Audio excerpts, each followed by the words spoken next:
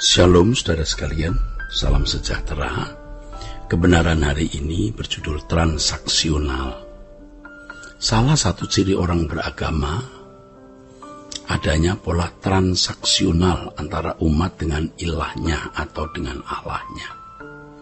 Pola transaksional di sini maksudnya ada pertukaran antara umat dan ilah yang disembah untuk memperoleh sesuatu. Dalam kepercayaan tradisional, biasanya ketika umat hendak datang kepada ilah untuk memohon berkat atau perlindungan, umat membawa sesajian atau persembahan tertentu atau kurban. Sesajian atau persembahan atau kurban tersebut menjadi syarat pertukaran umat kepada ilahnya untuk memperoleh sesuatu. Tanpa sajian atau persembahan atau kurban, kedatangan umat kepada ilahnya dipandang tidak memenuhi syarat. Saudaraku sekalian, jadi kalau tidak membawa sesuatu yang dianggap sebagai sesajian atau persembahan atau kurban, itu tidak memenuhi persyaratan guna memperoleh berkat. Sedangkan dalam agama pada umumnya bentuk memberi sajian ini umumnya telah ditinggalkan. Namun pola transaksional di mana umat membawa sesuatu sebagai syarat pertukaran dengan Allah untuk melakukan sesuatu yang diinginkan oleh umat masih terjadi.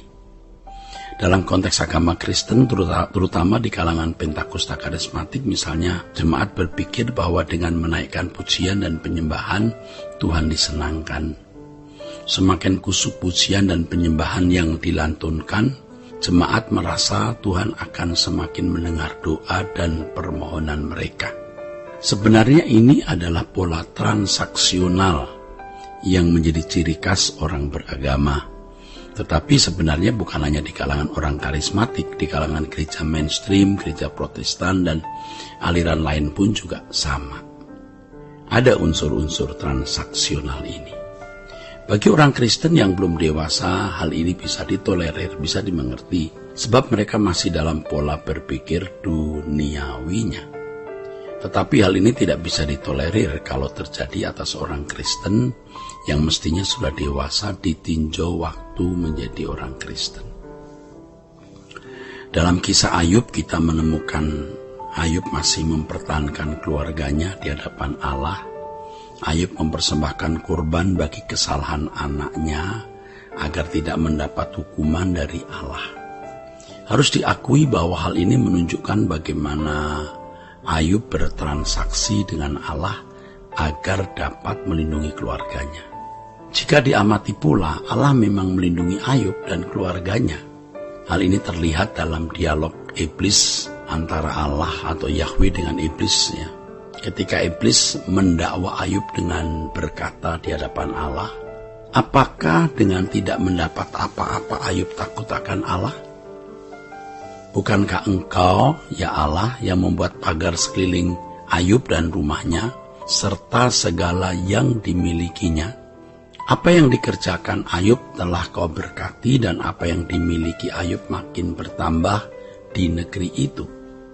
Tentu pola transaksional yang tercermin dalam kehidupan Ayub tidak perlu dipermasalahkan, sebab memang Ayub hidup di zaman Perjanjian Lama dengan standar hidup yang berbeda dengan umat Perjanjian Baru.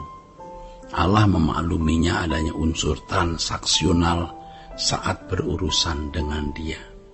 Namun, saudaraku, tentunya Allah tidak tinggal diam dan membiarkan Ayub hidup dalam pola demikian. Allah hendak meningkatkan kualitas hidup Ayub. Dalam Ayub pasal 23 ayat 10, Ayub berkata, karena Allah tahu jalan hidupku, seandainya ia memuji aku akan timbul seperti emas. Kita dapat menangkap kesan bahwa memang Ayub sudah memiliki kualitas yang baik saat berhubungan dengan Allah. Namun, belum dalam kualitas yang tinggi. Belum. Ayub mengatakan, aku telah menetapkan syarat bagi mataku Masakan aku memperhatikan anak dara atau anak gadis atau menjadi genit sama begitu. Ini menunjukkan bagaimana Ayub menjaga kesucian moralnya. Bahkan ia mengatakan di dalam pernyataannya, apakah kita mau menerima yang baik dari Allah tetapi tidak mau menerima yang buruk? Hebat saudaraku ya.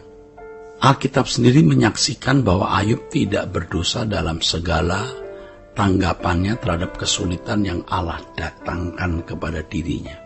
Ayub pasal 1:22. Ayub ini tidak bersalah dalam perkataan.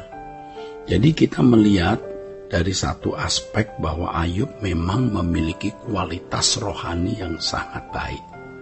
Ayub sudah memiliki kualitas yang cukup baik dibanding orang sejamannya, bahkan tidak ada orang yang lebih baik dari Ayub. Namun demikian, Ayub masih dalam pola transaksional yang ingin dimurnikan oleh Tuhan. Pola transaksional pada masa itu semakin terlihat ketika sahabat-sahabat Ayub mempersalahkan dia terkait dengan peristiwa yang menimpa Ayub. Sahabat-sahabat Ayub berkata bahwa Allah tidak mungkin berhenti memberkati Ayub kalau memang Ayub tidak bersalah. Jadi kesimpulannya, kalau Ayub sampai mengalami penderitaan begitu hebat, itu karena Ayub bersalah. Itu kesimpulan. Ya, kesimpulan model agama-agama pada umumnya. Saudara, perhatikan di sini ada cara berpikir transaksional di mana jika Allah mengizinkan seseorang mengalami peristiwa buruk, itu berarti ada kesalahan. Ya, salah berarti laknat. Kalau orang bersalah berarti dilaknati, taat berarti berkat. Ini pemikiran orang pada masa Ayub. Ayub sendiri dalam keputusasaannya menunjukkan pola transaksional ini dengan mengutuki hari kelahirannya. Jadi, mengapa aku sudah begitu suci kok mengalami penderitaan seperti ini? Maka dalam keputusasaannya, Ayub sampai mengutuki hari kelahirannya. Itu berarti Ayub memang masih ada dalam pola transaksional. Nah, saudaraku, Tuhan mau membawa Ayub kepada suatu tingkatan hidup, yaitu dalam berurusan dengan Allah, ia tidak lagi menggunakan pola transaksional, melainkan ia harus belajar hidup dalam kedaulatan Allah. Tuhan mau mengajarkan Ayub untuk tidak lagi hidup dalam sistem keberagamaan, tetapi masuk di dalam kedaulatan Allah. Beruntung bahwa Ayub bisa berkata dalam Ayub pasal 42 ayat 6, yaitu di akhir pergumulannya, ia berkata, oleh sebab itu aku mencabut perkataanku dengan menyesal, aku duduk dalam debu dan abu. Dari sini kita bisa mengambil pelajaran bahwa orang yang berhenti dalam konsep transaksional dengan Allah pasti hanya memiliki satu keinginan, yaitu Tuhan.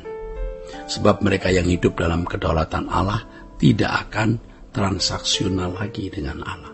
Mereka setia bukan karena upah atau berkat. Mereka tidak mempermasalahkan apakah diberkati atau tidak.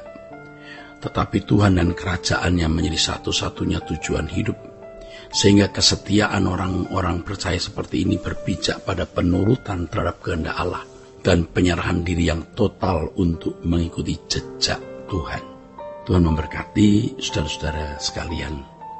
Sola Gracia.